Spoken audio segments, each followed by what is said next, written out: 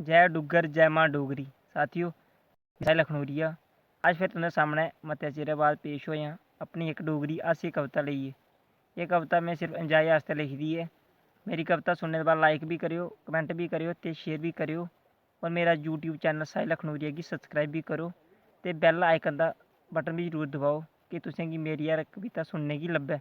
चलो कविता शुरू करने आं। मन्नेआ तू सोहनी है पर कमी मेरे च भी कोई नहीं है। बेशक तू ब्यूटी पार्लर जन्नी है, सज्जी दज्जियै उन्नी है, फ्ही मेरे कोल आकड़ियै बुननी है। जेल्लै अ'ऊं पैंट कोट पान्ना ते केइयां दे दिल कड्ढियै आन्ना ते पैग रोज शामीं लान्ना, तुगी दुक्की बी मेरे कोला गै थ्होनी ऐ। मन्नेआ तू सोहनी ऐ पर कमी मेरे च बी कोई नेईं ऐ।